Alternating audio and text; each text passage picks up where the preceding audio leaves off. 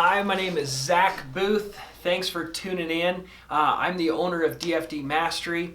You know, one of the main struggles that real estate investors, people that want to make money in real estate, have is consistently finding properties at a massive discount, and they end up spending more money on marketing than they're making, and that can be extremely frustrating and very discouraging. And so that's why I offer my Driving for Dollars marketing course that has made us over $1 million in the last 12 months and has made an absolute fortune for my students all across the country. So if you want to learn more about that, you can go to dfdmastery.com, sign up for the free webinar, and if it's a fit, sign up for the course. You can also subscribe to this channel and get more free content and more awesome videos on how to expand and grow your real estate business. So on today's show, this is a third part of a multiple part series. I'm super excited to have Pat Taffs here. So I introduced her in the first video, so if you haven't seen those, make sure you go check those out. So in this video, we're going to talk about there were so many choices, but we decided to go with the difference between an appraisal for financing, an appraised value of the house, and a comparable of the house. And this is going to get brought up quite a bit when you're dealing with your sellers. So if you're out negotiating deals, maybe off-market deals, and that's kind of what I teach in my coaching program, you're going to have people that ask about, the appraised value, or say, hey, I have an appraised value of X amount. And, we're going to talk about how that affects that part of your business. And then we're going to talk about how appraisals and comparables will affect you as you go to sell these properties with an agent on the MLS. So let's jump into that. So what is the main difference when someone says, well, this is my appraised value and these are the comparable values? So what is that main difference? One affects the other simply because that's how you determine the value, is with comparables. Okay. So let's dive into comparables and exactly what those are. Okay. In an appraisal, and I apologize if you haven't seen an appraisal, it's in a large format, 16, 18 pages. There's a lot of information in it. But what you want to look at when you're using a comparable value estimate of value is they'll take... Let's break it down even 3, more 4, 5, granular. 6. Okay. Let's break it down like more granular. Like, what is a comparable? So like Okay. let's imagine that this is someone that's never been in the real estate space, but they don't know what a comparable is. How do you find them and what are they? If you're looking for them yourself, you would need to be available or able to get on the MLS and pull those properties that have been listed and sold, because if they weren't listed, they wouldn't be on there anyway. So if somebody bought and sold themselves, you wouldn't see it. So you want to look for something that's been bought and sold, something that's been listed for sale, and maybe a couple that are pending sale, because you can see if they're updated correctly by the agents. You can see exactly where the values and the transaction numbers stand as it moves forward. I know they have to do it at the very end, so that may be the one thing you want to look at, is when something is already completed. And what an appraiser does is take your house is the standard in your appraisal report, and he takes these comparables of properties that are within a certain range of your house, time frame for the sale, and uses them to compare to yours. And so you have all of your information about how many bedrooms, bathrooms, whatever you have on your home. Mm-hmm. Then they take the comparables and bring them up to snuff to match yours. So if you have a 4-bedroom, 2-bath house and he has a comparable that's within your area and the square footage is about the same, but they have 5 bedrooms, mm-hmm. then he subtracts that value of the extra bedroom from that value that the house sold for, so it matches yours. So there's still some art to an appraisal, but a lot of it is just the numbers, and there's things that an appraiser cannot change. Gotcha. When you're looking at it personally, a lot of people will go to the first and easiest place to find a comparable, which is the market value that the county's given it, gotcha. Whatever that may be, on your tax notice. Right. That's usually not anything. So that's awesome. So Pat just shared, like, there's multiple places to get a comparable or the appraised value of the house, right? So mm-hmm. So the city has a tax appraised value of what the house is worth. They're saying your house is worth this value, so we can tax you for this much on it. You also have what's called the MLS, a multiple listing services. So any property that has been bought or sold with a real estate agent or a real estate brokerage, all of that data is held on a system online. It's called the multiple listing services, and they're all across the country. And so for you to get those comparables to see what other properties in the same area as you, and you could break it down to square footage and year built and how many bedrooms, how many bathrooms, whether it's a condo, whether it's a single family home, house. So you can really narrow it down and find what other properties have been selling for. And so that's the comparable, right? So you could, if you don't have access to do that yourself, that's what a real estate agent will do for you, right? And they will do that for free actually for you. They'll come up with a report. They'll actually do a report for you. It's the ones where people will say, "Hey, we want to sell your house. We'll tell you what it's worth." They'll pull up a report for you, and it automatically pulls in their parameters. Like you say, we want it in this zip code. We want it whatever, and pull your report and get you value that way. Yeah, and so a lot of times if you're out negotiating an off-market deal with a seller, a lot of the times they'll say, well, it appraised for X amount, but what they're really saying is I had a real estate agent tell me that I got comparables and they think that they could list it and sell it for this amount. But that's just, yeah, so there's a difference between that, and sometimes a seller doesn't really know the difference between an appraisal and a comparable, right? I don't think anybody means to mislead, but when you say it's appraised, you absolutely have to have a hard copy appraisal in your hand to say it appraised for that. A lot of people misunderstand that, well, I'm appraising it at this because I'm using this, and this to come up with that number. Right. Yeah, so Even when Zillow, some people use Zillow and say right, that is like... Right, the appraised value. Zillow says it's this worth value, right? So whenever you're talking to your sellers, make sure you clarify how they came up with that appraised value of their property, whether it was because they saw or heard that one of the neighbors' houses sold for a certain amount, right? or an actual agent sat down with them and try and figure out why they want to sell it for that range. So one of the bonuses to my course is a 3-step process to getting a property under contract. So I talk about how to figure out the value of the house, how to negotiate with the seller, and how to get the seller to beg you to sign the purchase contract at the number that makes sense for you to make money. So that's one of the bonuses to my course when you sign up for my marketing DFD mastery course. So that was a little tangent, but I want you guys to be careful when you're talking to sellers that you understand the difference between appraisals and comparables. And a lot of times your sellers aren't going to know that difference. And so be careful when they say this is the appraised value, and you understand what those are, and so you can really dig into what they're trying to say. So let's now jump into, now we understand what comparables are. They're just, exactly what the word says there. You're comparing your property to other properties that have sold in a certain amount of time frame, usually within the last 6 months to 3 months, right? That's the best place to find them. Yeah. And that's where you want to be anyway. You certainly don't want to over or under price yourself. Right. Yeah. So but with a bank appraisal, so to get financing with whether it's conventional or FHA or VA, and that's what we talked about in our last video, you have to get a bank appraisal. So banks or credit unions or financial institutions, are these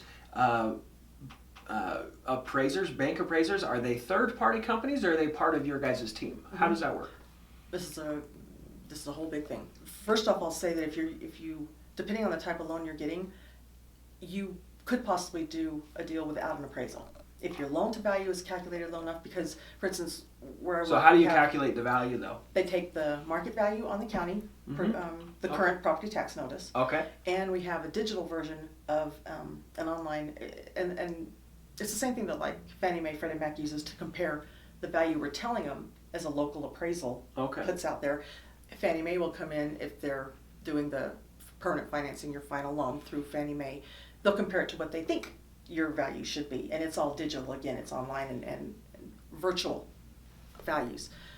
If we come up with a value we take the virtual value and the tax notice value, and this is the market value, not the lowered value that you see that your property taxes are based on. If anybody sees that, I don't want to confuse you because there is 2 values. Yeah, there's a lot of lingo going on. So let's kind of break this down in a granular way.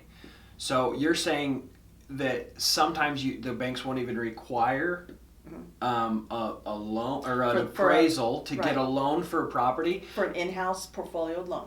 And that's usually though when it's a very blatant, obvious what you're buying. We're 50% below. Yeah, you're getting the property on a giant discount, right? So if you're getting it at a giant discount, you won't even need to get an appraisal. I think with that being said, that's enough, right? Because I don't want to confuse them with all the different lingo and like how it's appraised. And then there's also, maybe this doesn't matter either, but there's a way that Fannie Mae will do it too. Again, based on their comparison, you can get a waiver for an appraisal if we have asked for it at a certain price. But this can happen if you've gone in and improved a property so much that we say it's worth way low because we obviously purchased it for a low amount, and now we're just either refinancing or whatever.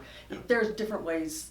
And I've to done that. avoid I had a ton of equity in a house, and I refinanced like 25, 30 grand out of a house. And still didn't. And I didn't get an appraisal. And this only happened to me once, where when I did deal with traditional financing, it didn't require but for the most part, you are going to have an appraisal. I just wanted to on mention the house. that if somebody hears and they say, it's out there, but if I were involved in a transaction where it was a cold transaction with somebody I didn't know it, and I didn't know the property thing, I would almost want an appraisal for sure anyway to cover myself. Right. Okay. And so when that brings up the question of, I get it from a lot of people, why can't I order my own appraisal so I know before I come back to you to know what my refinance is, or what if I'm willing to sell it at this price or whatever, why can't I do that? So you can do it. You can absolutely do it. Appraisals run locally between $450 and $550 for a standard home under the value of about $700,000.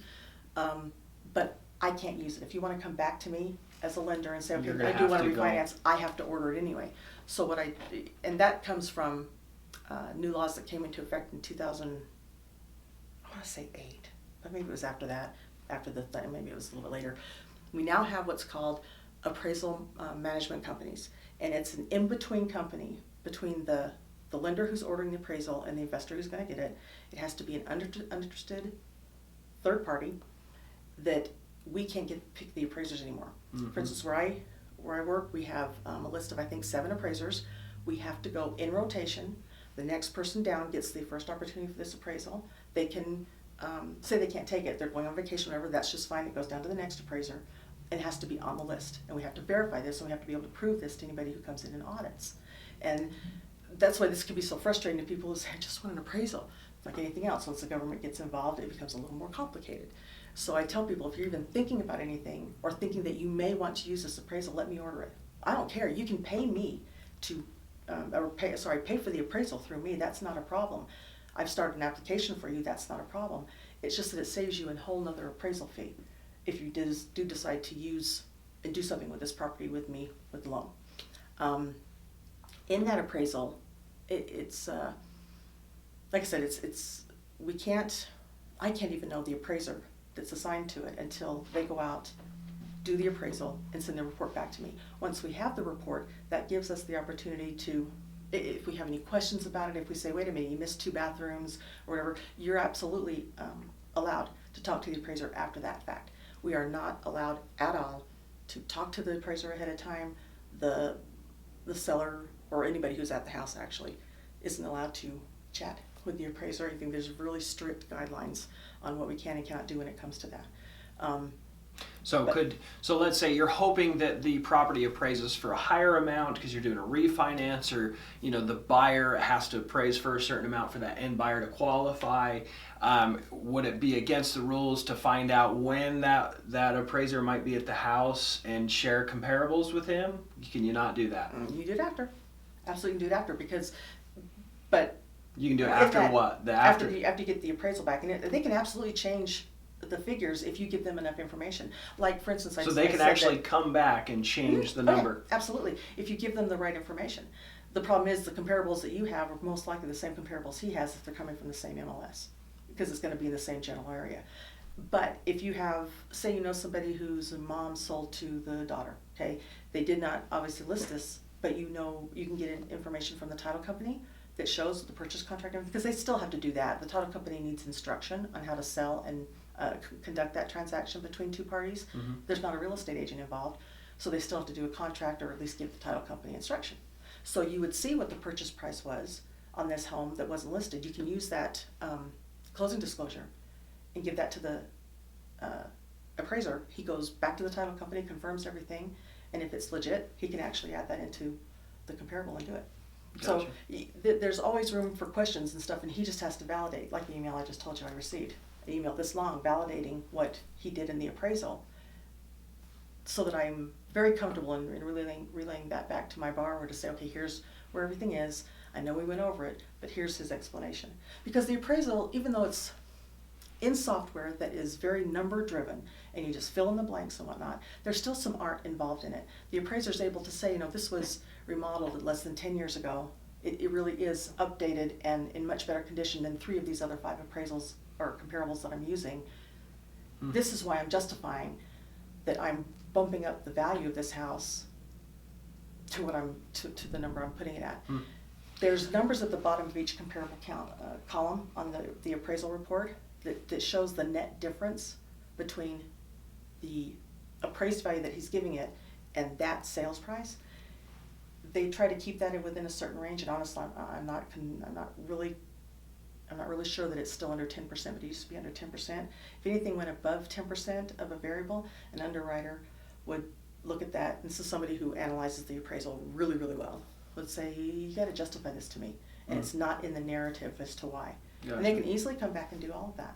So I just want to confirm this. This is actually new to me. So you can't manipulate the appraised value during the process of appraisal. You can't meet with the appraiser. You can't give him comparables. For an appraisal that I'm going to use as a lender. If you're you can. I can personally. If you are buying the appraisal, you're on your own, and I'm never going to see it, and it's something that you're doing. Okay, no, but we're talking about like, hey, I have. If I want a bank appraisal for the compliant one, I as the buyer or the seller am not allowed to meet with the appraiser, offer the appraiser more money, extra cookies. No. You can't bribe. You cannot believe how many times that would happen. I mean, people would have that's why I wanted to bring that up. Boiling cinnamon in the house. It smells really good. And they have chocolate chip cookies over here, and I'm serious. They would do this, and they're like, here's $100 if it appraises for more. This is why, according to the powers that be, and why, I mean, the whole story behind the fact that we have to have appraisal management companies now is like, it's not a joke, but it's kind of embarrassing what this one state's attorney general did. But it's crazy that they were able to push it this far, because bottom line is, the appraisers that are still in the business now, they have longevity. They were doing it right through all the debacle anyway.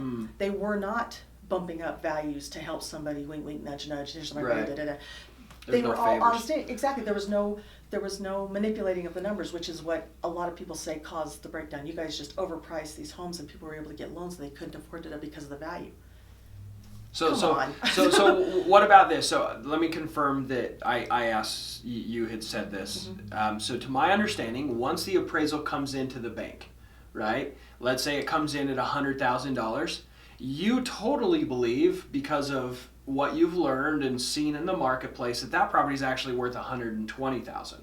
And once it comes in, can you go back to the financial institution and to the appraiser and say, hey, according to these comparables, according to this data, according to this comparable that you showed me, this is why that comparable is incorrect? Can you then take that back, argue the appraisal, and have it re-looked at? Is there extra fees that come with it? No.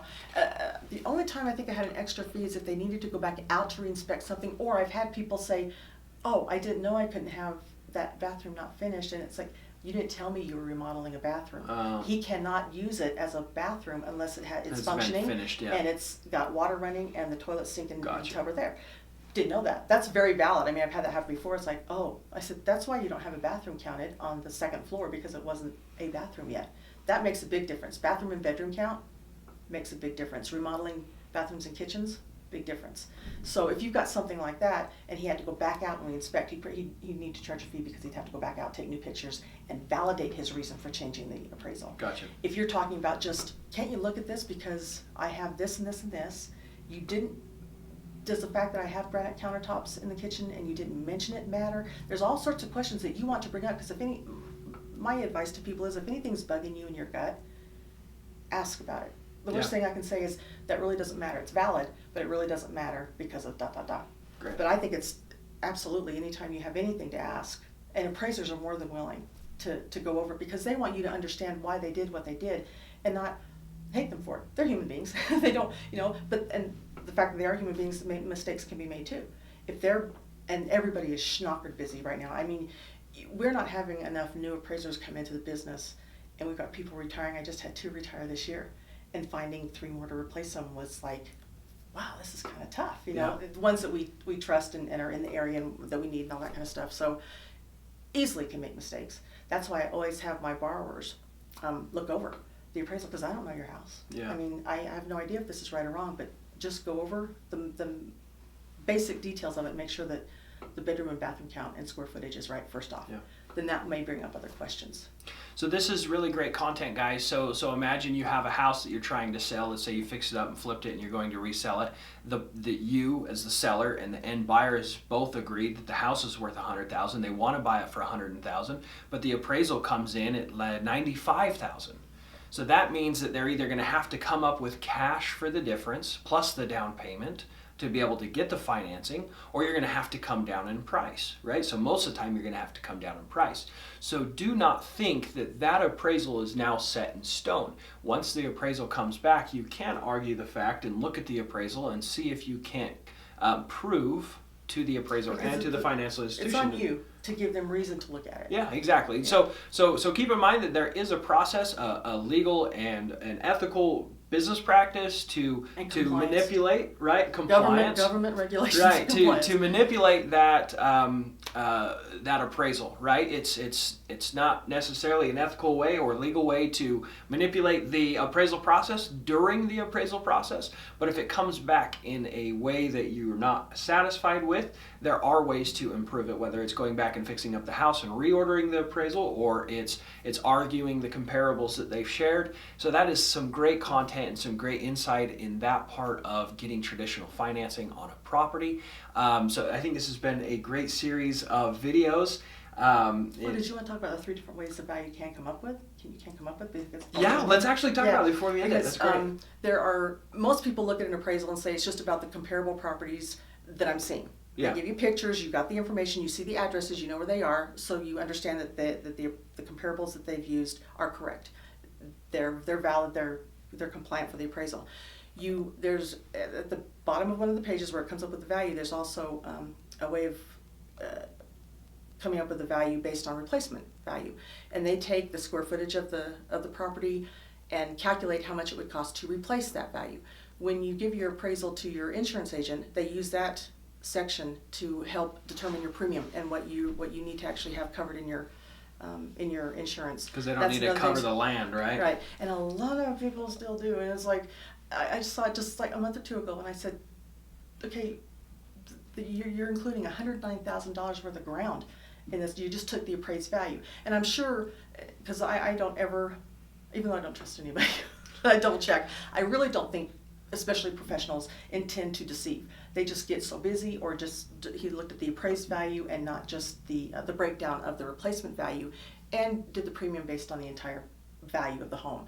You don't insure ground. You don't insure ground. It doesn't burn up. It doesn't even wash away, because you still have that parcel. Even if a lot of the ground has been lost in a flood, you still have the parcel of land. It exists. You're just replacing the home that sits on it. So I'll counsel my people, especially if it's first-time home buyers who have never done insurance before, you make sure, and in this case when you guys are doing maybe short-term policies, I don't know how you do that when they're just going to own the home for a short time. I don't know how you work the insurance on that, but you'll want to definitely make sure that you are covered for at least the replacement value of the home. So you have no loss, obviously, if something happens. So the appraisal covers the comparables, it covers the appraised value of just the property, the replacement cost of the actual building on the lot. Yep. And then there's the income approach, which is probably going to be really important to you, to your students, if you're going to keep the home as a rental property and want to use that potential income coming in. You can ask, and you have to ask for this extra because it does cost extra. It's another form that's included in the appraisal report, where you ask them to do an income approach to the value of your property, and they will contact property management companies in your area, check out everything that they can to see what the general rents are. So if you're like buying like a duplex or something, you could say, hey, like I could ultimately rent this other side for or X. even a whole building. I mean, if it's a duplex and you're buying it, it's a primary residence too. If you're going to live in one side and rent the other, yeah, right. You don't have to do it as an investment property. It can be your primary residence. Right. But so you're able to, if they come up with the income value of the property, it's in their appraisal report. The lender can use, I've had some use 100% depending on the area it's in, and if the entire area is actually increasing in value. There's different. That could also help with their debt to income too. Exactly, correct? Because you can use it right from the get-go. You don't have to have actually received any income yet. But an outside third party, the appraiser, has calculated what the rent will be. Most often they'll take 75% of that monthly amount and actually credit you toward the new loan payment, the new monthly mortgage payment on the new loan for the subject property only. Not for anything else that you own, but just for the subject property. And it helps you qualify because obviously your debt to income ratio goes down. Yeah. If you were able to use $500 of the $750 that your payment is. Yeah. Woohoo! My first duplex, I had 0 debt to income because my one side paid for everything. Paid for everything and then some. My monthly payment with escrow, with title, insurance, everything was like $450 a month, and I rented the one side out for like $750. So Did you do that once you fixed it up and everything? It certainly wasn't that way. Yeah, it wasn't in the beginning, but yeah, when I went to refinance it all, I pulled like $20,000-$30,000 out of it, and I had a 0 debt to income after I refinanced it. So it was incredible. And that's just a little difference to the way you're doing this. You were already in the property, so when we did the second appraisal, or when we did the appraisal for the refinance, we actually had to ask for the income valuation, even though he'd already owned the property. This part was new. So we needed to especially have that. because I was getting more money out. Exactly.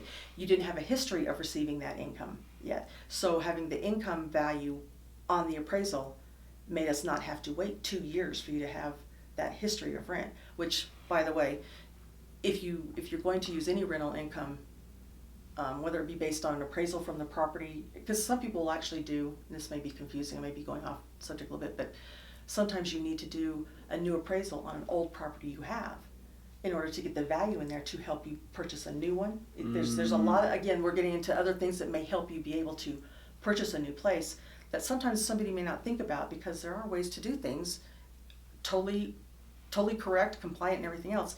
It just takes another 2 or 3 steps to do it. But if you have rental property and it's already on one tax return, you have to wait for 2 years for you to be able to actually use it as income to offset your debt to income ratio. If you purchase a property, How long? 2 years on 2 tax returns. But if, say, you bought a property in 2019 and you do a refinance this month, because you haven't actually put it on anything, I can actually take your rental income, which is kind of backwards to me, but I can actually take the rental income that you earned in 2019 and use it.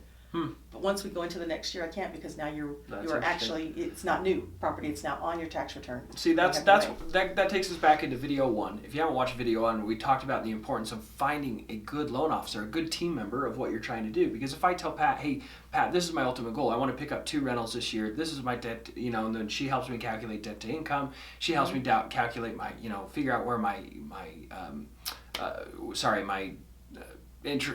credit score, what my credit score is, and help me build a plan for how to accomplish what I'm trying to accomplish, right? So Pat's been able to help me go, okay, well, this is what you're trying to do. We need to manipulate this. We need to get an appraisal on this this building that you have. And so it's super important to find someone that doesn't just process only traditional type loans, but that is familiar with the processes, so she can help you accomplish the goal in maybe a roundabout way, instead of just saying, no, I can't do that. And then you go, well, can I do that? No, you can't do that. Exactly, right? And you don't have to use the same type of loan on every deal. Yeah. Because as you progress, you may be able to use, and I don't want to say getting convoluted about stuff, but there are ways to structure deals that, well, one of the things I hear all the time is like, you really think out of the box. I said, well, there's different ways to skin a cat, okay? And they're all right. What works for you? And sometimes you really need to know this is step 3 in your process. I need to know maybe what 4, 5, and 6 are, so that I don't get you into something you can't get out of when you have this plan for down the road. It's really nice to see what all you want to do, and do our best right now to get you in that position. I mean, you can change your mind tomorrow. Things can happen next year. But at least right now, you're making the very best decisions with the best information you have in order to get you where you want to go. Awesome. Everybody, this is Pat Tafts. She's been incredible. Thank you so much for being on, this 3-part series. Again, I'm so flattered that you asked me. Because I know you had other people to ask. So no, she's been awesome. I've learned so much from her. She helped me process my very first loan. We made over $180,000 on that first property. After selling it, I've made tens of thousands of dollars just renting it over the last few years. It was the introduction. It gave me hope. It gave me excitement to want to get into real estate investing. And so I really owe so much to this lady. I'm super glad to have her and introduce her to all of you. So if people want to reach out to you and ask you questions, is there a way that they can do that? How can they reach out to you? Facebook? Are you active on Facebook? Yeah, I'm on there. Is this Patricia Tafts? Patricia Tafts. Yeah. And then T-A-F-F-S. That's a different one. Patricia Tafts. And just send you a private message that way. Yeah. Is that okay? Yeah, absolutely. Awesome. Yeah, so you can reach out to her on Facebook. All right, so everybody, this is Pat Taffs. So grateful that she's been able to be on the show and share a ton of gold nuggets with you. I hope that the content she has shared will help you advance your business. So if you'd like to reach out to Pat Taffs, they can find you on Facebook and Instagram. And so they'll actually be in the show notes how you can reach out to her, and you can reach out to her that way. If you're in Utah and you're looking for a loan officer. Actually, we can go do it across the United States now. Oh, so, can you? Yeah. Awesome. So if you're looking for a good loan officer. 3,000 people contact me. Well, that's not good. Then I won't even get Pat Taffs anymore. I won't even get time for her. We can only hope. So this has been awesome. If you guys have questions for her, if you have need to underwrite a loan, reach out to her. If I can't help you, I'll find somebody who can. Awesome. Make sure you like and subscribe for future content. Turn on that bell so you get notifications when we upload our content. And then please comment in the comment section, maybe some gold nuggets that you got, or maybe some questions that you might have, or future videos that you would like me to create and add value to you and to your business. Good luck in your business ventures.